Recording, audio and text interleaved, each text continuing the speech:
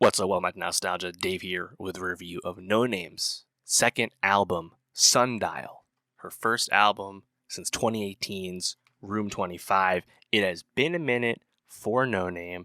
Noname, not the most mainstream rapper, but certainly one who's got a lot of love and attention since that first mixtape, Telephone, came out back in 2016.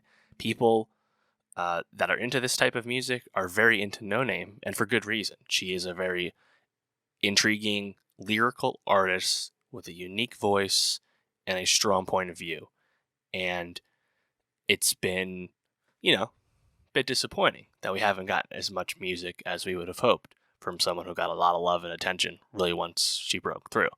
5 years since the last album, we finally got Sundial. Not that Noname has necessarily gone away. She's been, of course, very active online, speaking her mind on her personal politics and views on things. She's very outspoken, very committed to what she believes in, a very liberal, sometimes socialist outlook on society and culture and consumerism and capitalism and things of that nature. And she's very, I think, very adept at being an advocate for her causes. And that is, it kind of engendered her to a certain type of fan base as well. Maybe like a specific subculture, within her fan base is interesting. She's definitely unique in terms of an artist that people are checking for because people like the music. And then she's also quite that outspoken, kind of really going against the grain in terms of a lot of her peers in hip hop. And, it's been, I think, probably like the most notable thing from the music side of things. Obviously, she's done a lot of, I think, kind of like activist stuff with her book club initiative and whatnot. But a few years back, she kind of clapped back at J. Cole, who had a kind of a chauvinistic response to something she had said. Anyway, Noname's Sundial, 11 songs, 32 minutes. It's a really good album. And I think what's really good about it is, despite that brief runtime, Noname, just because of how lyrical, how intelligent she is with her rapping and her writing, is able to, I think, weave a lot into that short runtime. She has a lot to say, and because she's so skilled, she says it in a very interesting way.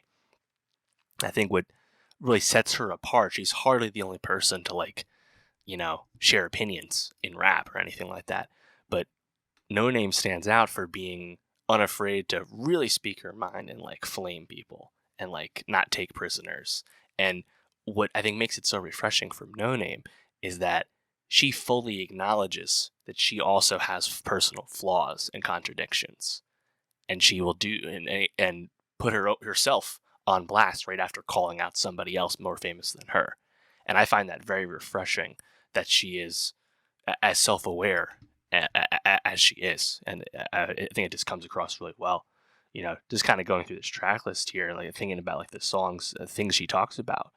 I think the song that probably is the best example of all of this would be towards the middle of the track list, Namesake, where Noname, calls out rappers supporting the NFL, like Jay-Z, and people performing at the Super Bowl, like Kendrick and Rihanna, as the NFL props up the military with the jets flying overhead, things of that nature. Throughout this, she's definitely a critic of consumerism and capitalism, and, she... on that song, though, I think was really cool about it, because right after she flames people for associating with the NFL, she also acknowledges her own faults, where she said she wouldn't perform for Coachella, but then she just did that this past year, and she's like, fuck, compromising herself for the money, and how some people, will, quote, sell out for the money, and that's also okay. People got to get paid. And she kind of acknowledges the gray area and the messiness of a lot of her points of view and how she fits into all those. And I think the fact that really she's not painting things in a broad brush, it's not being painted in a black and white way.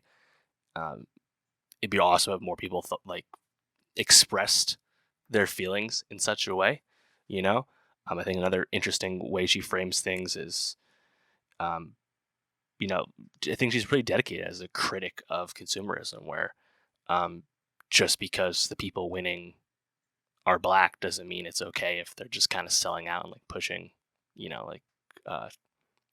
corporate shit, Again, refreshing point of view. She kind of she flames Obama on this, which perhaps is a bit of a low hanging fruit. Nonetheless, she does do it. And also, I think something else she's pretty consistent with is struggling with white America's like open, continued access and relationship with Black culture. Noname definitely feels very protective of that. I think she really gets right into this too, right in the beginning. Just the second song, "Hold Me Down." Track 3, "Balloons," features Jay Electronica. Jay Elec, obviously we know Jay Elec, how talented he is as a rapper, but he's really wilding on this rapping, really grabbing people's ears, referencing Farrakhan and bad-mouthing Zelensky in Ukraine, things like that. Jay Elec also recently has really kind of been exposed as a kind of blatant anti-Semite, honestly more egregious than anything Kanye's done, to be honest, because Jay Elec seems really, really about that shit.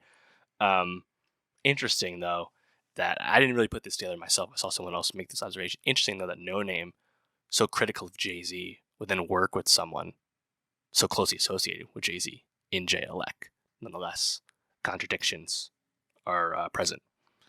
Also, like, Noname isn't afraid to get super personal. I think one of the best songs on this is "Toxic," which is really just about Noname shitting on a dude who, like, she was in some kind of relationship with, and things went sour. Like, just the way she goes about that, though, she's just so talented. "Beauty Supply," also really nice. Love the call and response to that understated delivery.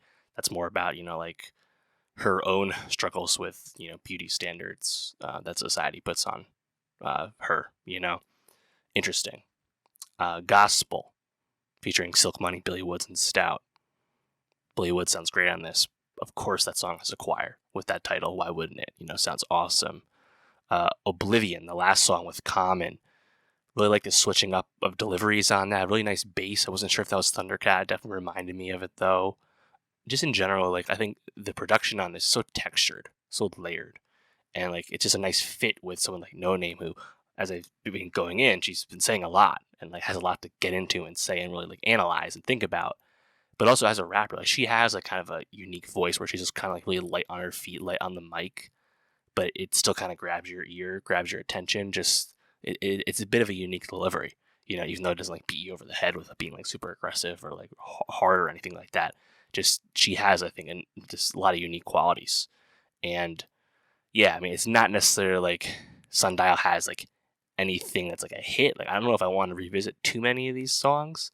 Like, this is all a pretty far cry from Diddy Bop off Telephone, which is as the name suggests, a actual bop that Noname made. Love that song.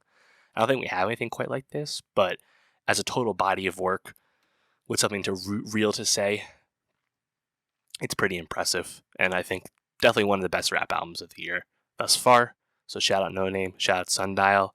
Be very interesting to see what's next for her, whether we have this long a wait again for music. Noname often considers, like, leaving music behind, and she definitely is someone who probably beats herself up over a lot about, like, ethical consumption and her place within the things she criticizes, the institutions she criticizes, right? So hoping she can find a way to continue to be an artist, because she is definitely a compelling one. We'll see what happens. But let me know, how did you feel about Noname's Sundial? How are you feeling about her as an artist these days? And for more rap reviews, subscribe, and I'll see you next time.